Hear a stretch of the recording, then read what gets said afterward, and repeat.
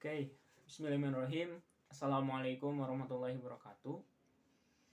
Perkenalkan, nama saya Muhammad Agung Melar dari PMI 5B dengan NIM 120404070. Di sini saya akan menjelaskan jurnal yang saya tulis sebagai tugas ujian akhir semester pengembangan ekonomi umat. Oke, di sini jurnal saya berjudul Analisis Pengelolaan Zakat Infak Sodako di Lajismu Jawa Barat. Teman-teman, fenomena-fenomena sekarang terlihat kemiskinan itu sangat merajalela gitu. Kita pernah mendengar hadis Rasul bahwa kadal fakru ayakuna kufron. Kadal fakru ayakuna kufron, yang artinya kemiskinan itu mendekatkan kepada kekufuran gitu, atau kekafiran. Di sini kita bisa melihat bahwa miskin itu sangat tidak dianjurkan oleh Islam. Makanya ada zakat infak sedekah sebagai solusi untuk kesejahteraan umat Islam itu sendiri. Gitu.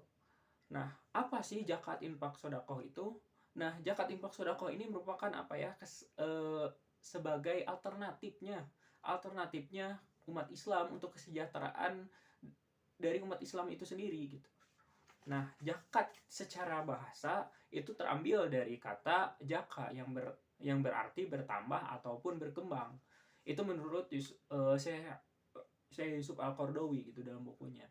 Terus zakat ini secara terminologi menurut Imam Al-Mawardi sebutan untuk pengambilan tertentu dari harta tertentu menurut sifat-sifat tertentu dan diperuntukkan atau diberikan kepada orang-orang tertentu gitu. Jadi zakat ini hanya disebut pengambilan tertentu dari harta tertentu untuk diberikan kepada orang-orang tertentu gitu. Itu zakat. Nah, zakat ini dalilnya, hukumnya itu dalam Quran surat Al-Baqarah ayat 110. Waqimus sholawatu zakat. Tunaikanlah sholat dan tunaikanlah zakat gitu. Itu zakat. Terus infak itu terambil dari kata anfaku yanfiku yang artinya membelanjakan ataupun membiayai. Sementara secara terminologi, infak itu mengeluarkan sebagian harta, pendapatan ataupun penghasilan untuk suatu kepentingan yang diperintahkan oleh ajaran Islam gitu. Darinya ada Quran surat Al-Jariyat ayat 19. Terus sodakot itu diartikan sebagai pemberian yang disunahkan. Secara terminologi, memberikan sesuatu tanpa ada tukarannya karena ingin mendapatkan pahala dari Allah SWT, itu sedekah. Terus selanjutnya mungkin ke pembahasan selanjutnya, yang dimana inti dari pembahasan saya itu tentang lajisme ini seperti apa gitu. Zakat yang dikelola lajisme ini akan seperti apakan gitu. Nah, dalam lajisme ini menghantarkan pengelolaan zakat sebagai penyelesaian persoalan atau problem solver. Di sini lajisme ini didirikan oleh Muhammadiyah gitu, yang dimana singkatannya itu Lembaga Amil Zakat Infak Sodakoh Muhammadiyah gitu. Nah, lajisme ini, terutama lajisme yang di Jawa Barat ini, memiliki 3 pilar. Yang pertama itu dakwah, yang kedua itu pendidikan, dan yang ketiga itu ekonomi gitu, teman-teman. Nah, dalam tiga pilar ini akan direalisasikan gitu. Dalam program yang pertama itu ada beasiswa.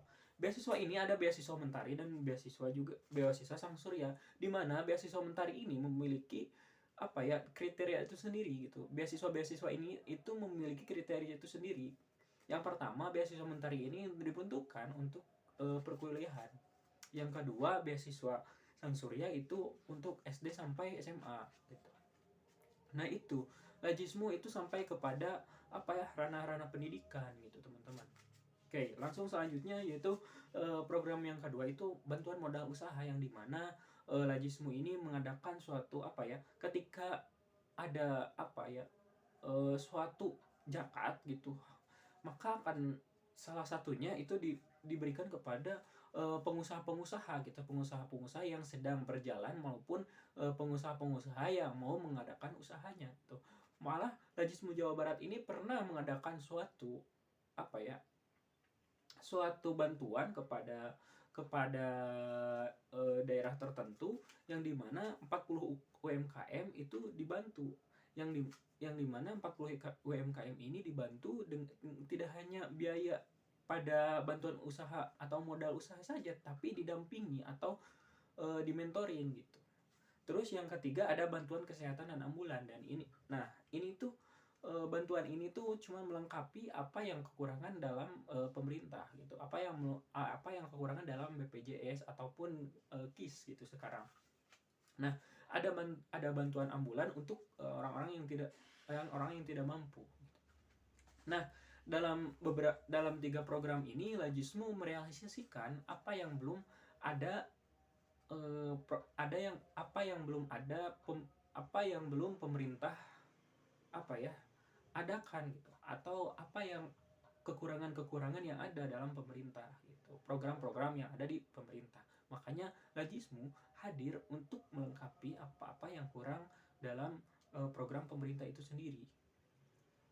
Makanya Lajismu ini tidak hanya mengembangkan Jakat yang ada, tapi memperdayakan Jakat ini agar menjadi problem solver untuk umat gitu. Mungkin sekian dari saya.